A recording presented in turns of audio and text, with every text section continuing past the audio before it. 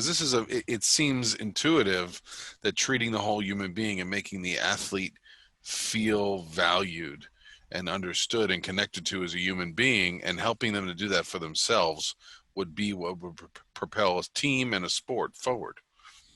Yeah, I mean, I think it depends, and I'm, not as well versed on other sports, but I think it depends on the culture of the sport. And so, like, as a rugby player, your career lasts longer. So, I would say in the NFL, where you're worried about getting trade, you could be traded or cut at any point. I mean, which, I mean, is the same in rugby. You could be injured. But the average, is it 2.5 years? The average NFL player, Career I think, or something. sounds less than 3. Yeah, sounds right. So your stake in that team probably isn't as high if you know that your turnover is going to be quick. Like, this is kind of an aside example. One of the things we did was on the Premiership soccer coaches, that the average career is a year and a quarter. For So, coaches. yeah, for the coaches. So we were supposed to develop a plan of like how to help them transition. So it's like, but how do you help somebody buy in when I think the average age was like 41 that you become a coach? So you make a plan your whole life to become a Premiership soccer coach, but knowing that the average is that you're only going to be there a year. So how do you buy into that organization if you don't think you're going to be there that long? Like, why would you care? So to me, they have to kind of look at, you know, what they're doing as coach development and why the turnover is so big. But as far as rugby, it's like, well, in other sports, it's if you, I mean, yeah, you're worried about getting cut all the time. If you're just worried about being a player and making a wrong move, then you're not focusing and you're not relaxing and you're not in that zone. But like you said, I think it's difficult because a lot of the subjects we talk about of what makes you an elite athlete and at that high level, it's kind of like you don't want it to take, it's like on the edge of what makes you overdo it too much. Right, You right. need to The be on. ability to like, right, never let your guard down, or the stories. Reading "Relentless" by Tim Grover, and sharing about Michael Jordan, or different athletes that call him in the middle of the night in between a final series when they're had a poor game, right? About having to regain that edge. That says like it would be easy to say, I'm going to surgery in the off season, like I can't play the next game or the rest of the series. But right, Or if like for these mhm. athletes, like with the Olympics, like, oh yeah, it's easy to say, oh yeah, just next year. So, I mean, for some of these people, that's been their dream their entire life. Not everybody goes to one or two Olympics.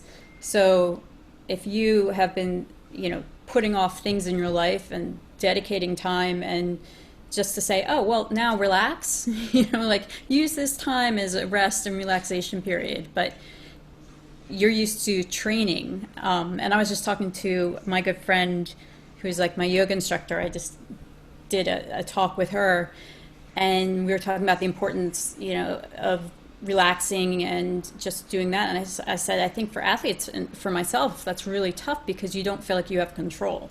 Like you feel like if you're not, when you're resting, that even though that's something super important for you to do, that you're not doing anything, so you're not controlling anything, even though you are controlling. But it's hard for me myself to sit and do nothing because I'm like, well, I could be training, I could be, I could be doing this, I could be studying this, but you don't understand the importance of relaxing.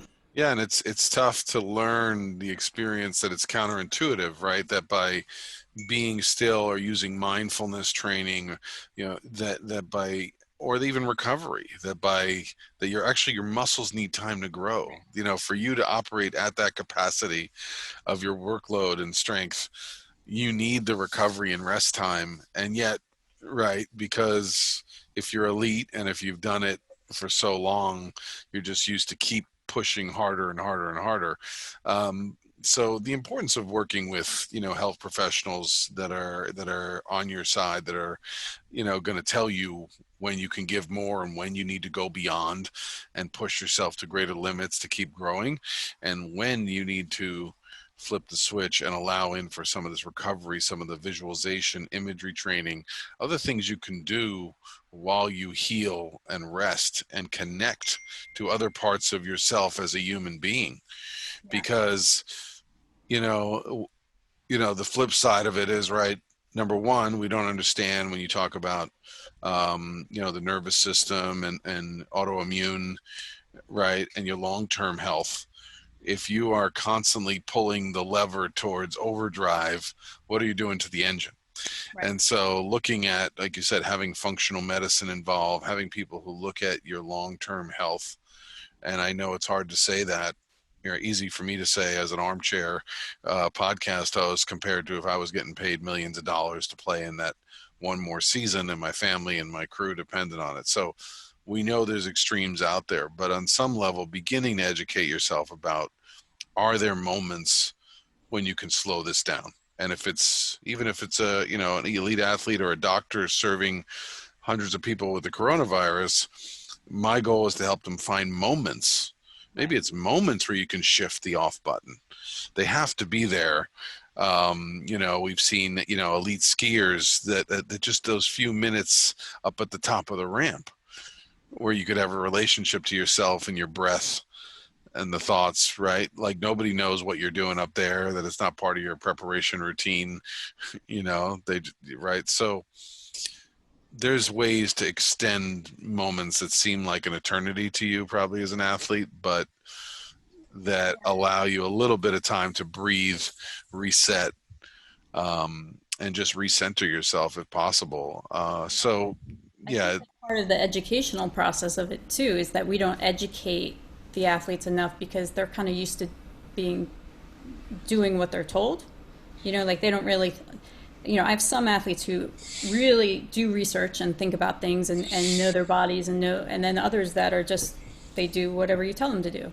So they, if it's a team culture, right? I mean, we referencing all my quarantine watching, but they had Lance Armstrong on the 30 for 30, and it wasn't just him. Like half the players, the riders said, "Oh yeah, if you wanted to be on this team, you needed to take a performance enhancer."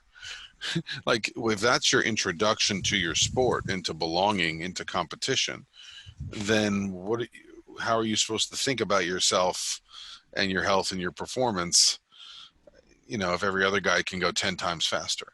right. So you're not going to be thinking about, right, how to take care of yourself. You're going to be thinking about every advantage chemically. Yeah. So, hopefully, assuming, right, that all things are being equal, and that you're willing to let other people make the choices they make about their own, if they want to sacrifice their long-term health and violate the rules of a sporting organization, then that's on them. But if you want to be coming from this place of elite well-being, then, understanding what you need as a human being to feel connected. Where do you get your sense of, connection to others or yourself? Who are you outside of your sporting domain? Yeah, and Uh, I'm lucky that our head coach for sevens, Mike was very big into that. So in our program, the boys, part of their contracts is they had to do some internships or do some schooling or on different off seasons they would have to do something to define themselves not just as athletes. So that's great seeing some of them have done like apparel lines and some of them have done other things, but that's again knowing that it's okay to think of myself as not as like an entity, and that I can do other things and that I need to think about my life outside of rugby. But you're right, I mean, that comes from the culture. And again, we're lucky where rugby is a skill-based sport, and there's really, the culture is, I mean, there's hardly any cases of drug use in it. It's just, again, it's just not in the culture. And because it's skill based, it's, especially in the US where we weren't brought up with a rugby ball in our hands, it's very much you're developed as an athlete. So it takes, a couple years for you, well, a long time for you to develop that skill. So you're not in or out. Like, it's very hard for crossover athletes. Like, we've had a bunch of NFL players that have tried and they just can't do it. I mean, they're incredible athletes, but it's just the skill set and the thinking off the cuff and not being told, you know, because rugby's continuous. We do have plays, but it's not as scripted as the NFL.